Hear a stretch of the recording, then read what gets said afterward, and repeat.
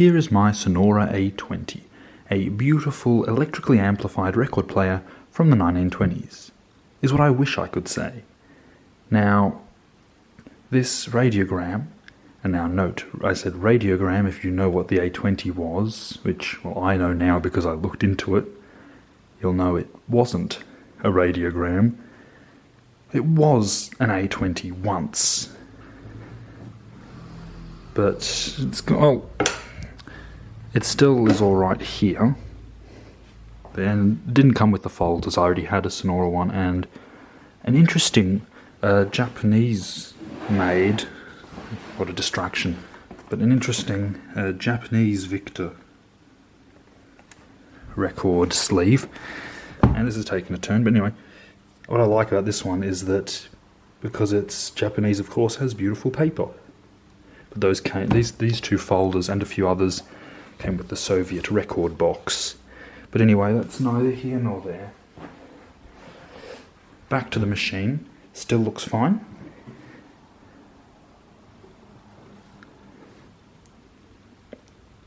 Starting to have some problems.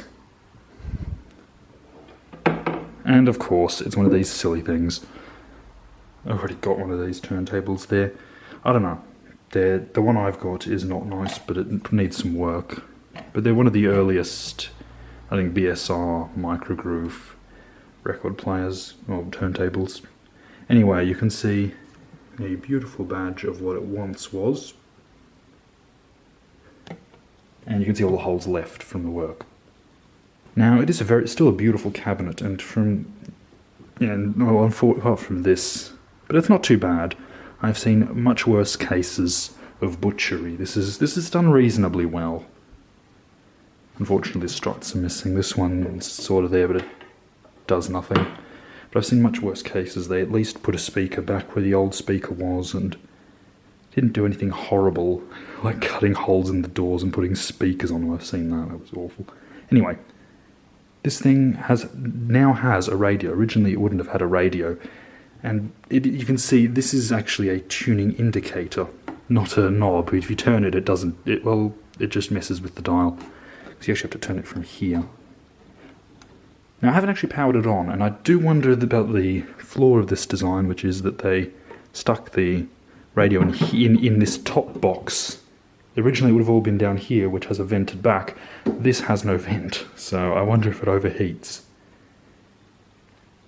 I suppose that's something we're going to find out, because I think I'm going to plug it in. Now, this cord, a little worrying. It isn't cracked or anything, but I think it is single insulated, which I've never seen before. I haven't seen a single insulated power cord on anything before, really. I don't think. Not that I can remember. Always been double insulated. Even the power cord for an old radio, that's one of those twisted ones. It's first rubber, then cloth. But this one seems to be reasonably intact. And I will change that before I start using it, but I think we'll find out if this thing does function.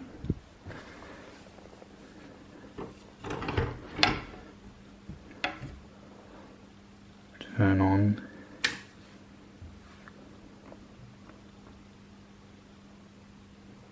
Okay.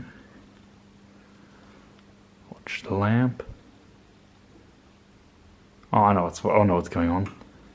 There's a switch here now. Who knows what switch does what? I'm going to take that as being the power switch, and we'll see if anything changes.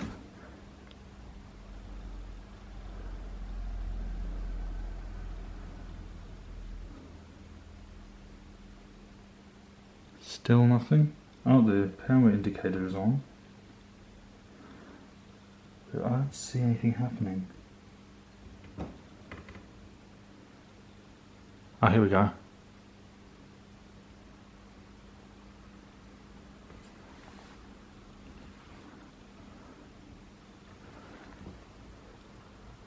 And this knob, I don't think this is original, but it does look very good. So I like that one. But let's see.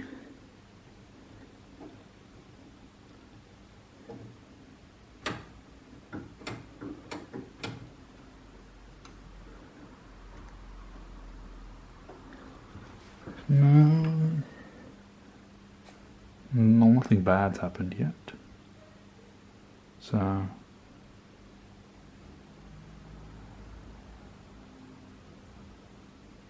it looks a lot brighter on screen than it does. You're at 80% of power.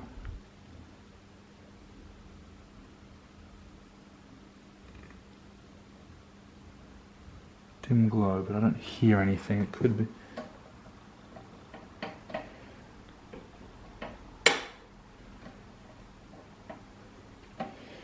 You know, let's turn the turntable on and see if anything happens.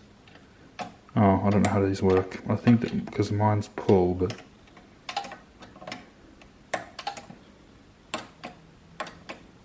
that doesn't feel right. What's this switch do?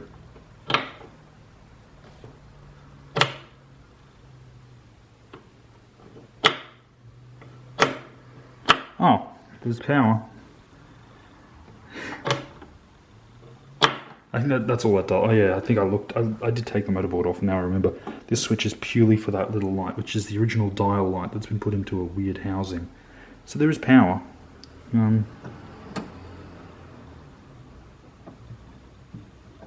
So everything to about middle.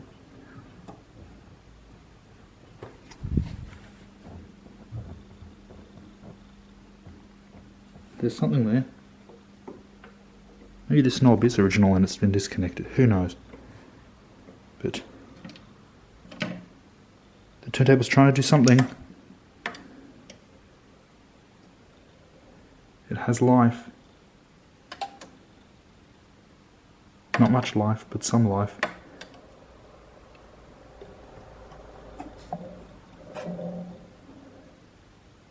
It's not very happy.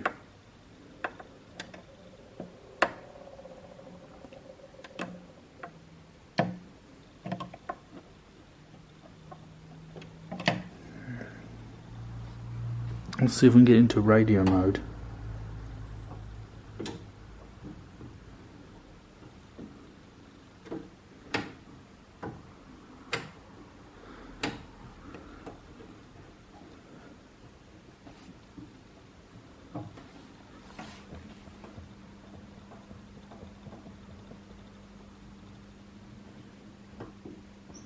So that's volume.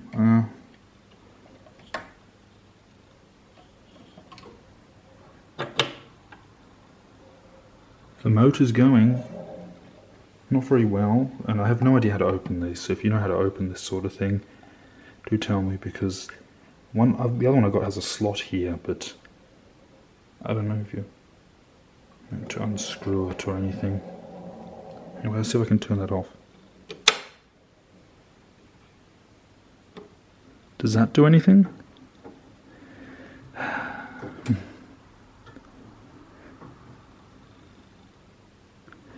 I need to turn the power up a little bit more.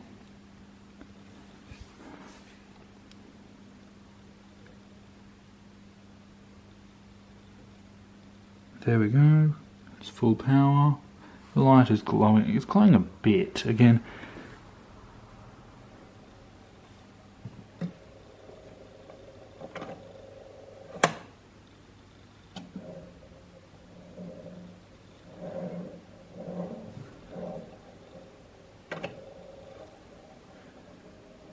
certainly not very happy.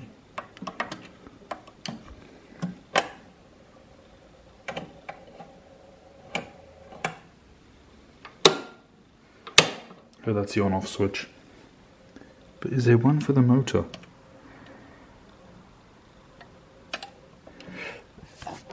Let's just set this down for a minute.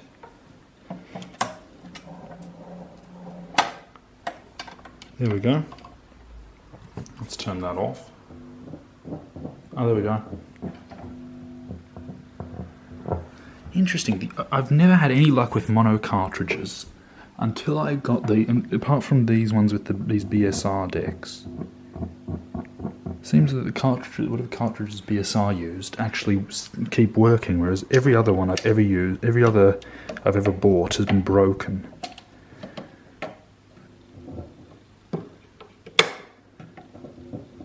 This switch apparently does absolutely nothing. It's for the light, so let's try.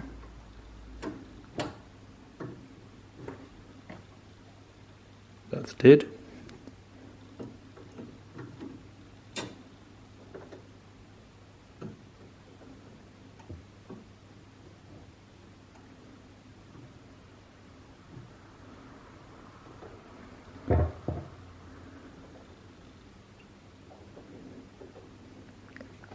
No radio reception.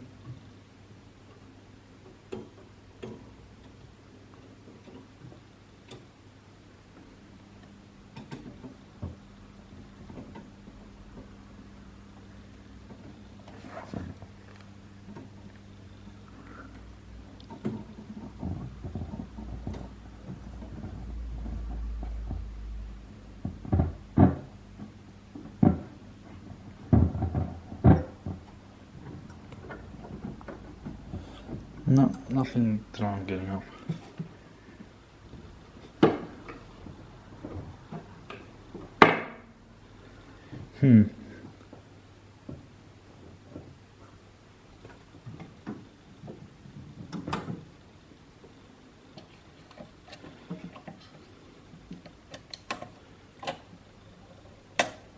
Oh, yep. So yeah, it is the same, just pull it. Okay, I'll show that again.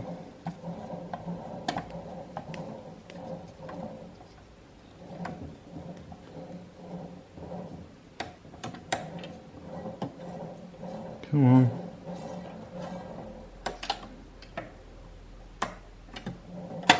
There we go.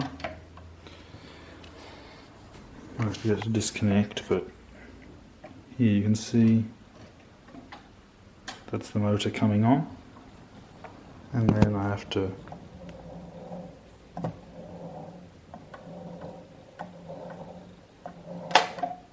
there we go. So there's something very wrong with the motor. It's all gummed up. Well, not very wrong, but it's all gummed up, and there's no radio. But it does sound like the amp does something sometimes. Oh well.